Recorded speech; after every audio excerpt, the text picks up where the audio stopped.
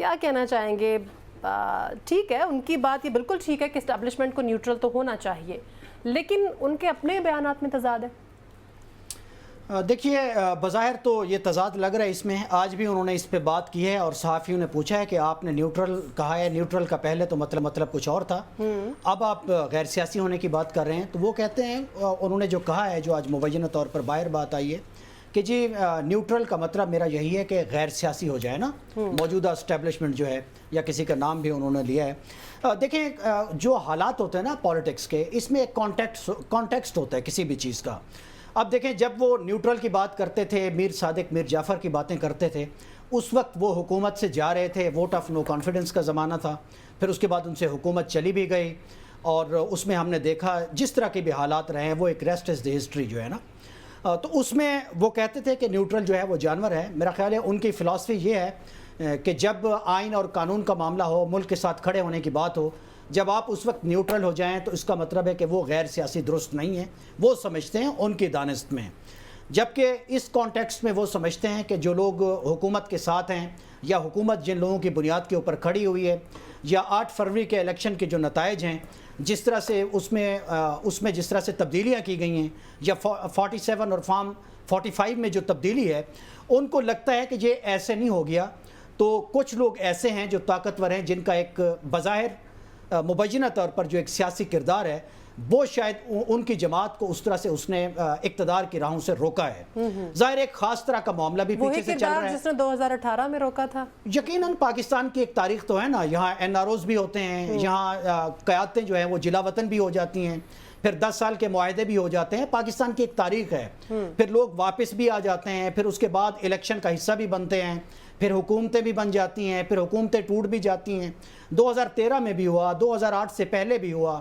اور پھر 2018 میں بھی ہم نے دیکھا، اور اب 2024 میں تو اپنی ہم نے پیک کے اوپر دیکھا ہے نا۔ صاحب اگر اس طرح کی بات ہے تو پھر وہ کیوں کہہ رہے تھے کہ ہم نے جو مذاکرات ہیں وہ حکومت سے نہیں کرنے، بڑے گھر سے کرنے ہیں؟ اٹ مینس کہ وہ جانا بھی ادھر ہی چاہ رہے ہیں، اور پھر جب ان کو نظر آ رہا ہے کہ دال گلتی ہوئی نظر نہیں آ رہی تو پھر وہ کہہ رہے ہیں۔ دیکھیں یہ دال گلنے کا تو بالکل معاملہ نہیں ہے نا، کسی بھی سیاستدان کی دال جو گلتی ہے وہ تو بیلٹ کے اوپر گلتی ہے۔ وہ ہم نے دیکھ لیا ہے کہ جس طرح کی مقبولیت بھی ہے ان کی، اور بیلٹ کے اوپر ووٹ بھی ہے، اور اس فیصلے کے بعد جو سپریم کورٹ میں آیا وہ سنگل لارجسٹ پارٹی ہے۔ میرا خیال ہے کسی عوامی جماعت کو اور اس طرح کے جو بیلٹ سے رزلٹ لے کے آئی ہو، اس کے معاملے میں یہ دال گلنے والی بات مناسب نہیں ہے۔ نمبر 1، یہ پاکستان میں المیہ ہے کہ پاکستان میں جو بڑی سیاسی جماعتیں جو مقبول بھی ہوتی ہیں لیکن قبول نہیں ہوتی، وہ ہمیشہ کوشش کرتی ہیں کہ مزاحمت کریں گے تو مفاہمت ہوگی، وہ کس سے ہو رہی ہوتی ہے؟ پاکستان میں پاور پالیٹکس کی ایک اپنی ڈائنامکس ہیں۔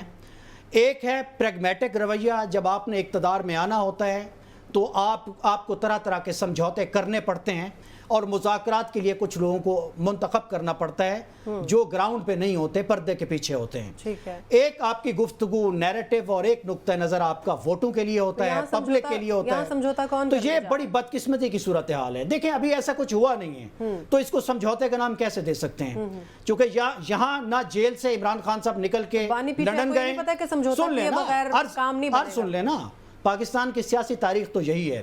لیکن سمجھوتا کر کے ابھی نہ تو وہ جیل سے باہر نکلے ہیں، نہ سمجھوتا کر کے وہ لندن گئے ہیں، چونکہ ان کے بھی لندن جانے کی باتیں بڑی گردش کرتی ہیں، نہ وہ کسی تیسرے ملک میں گئے ہیں۔ سمجھوتا کر کے 9 مئی کی معافی بھی مانگی جا سکتی ہے نا۔ میری بات تو سن لینا، یہ تو ان پہ ڈیپینڈ کرتا ہے وہ سمجھوتا کرتے بھی ہیں کہ نہیں کرتے، کرنا چاہتے ہیں تو کس لیول کا کر رہے ہیں،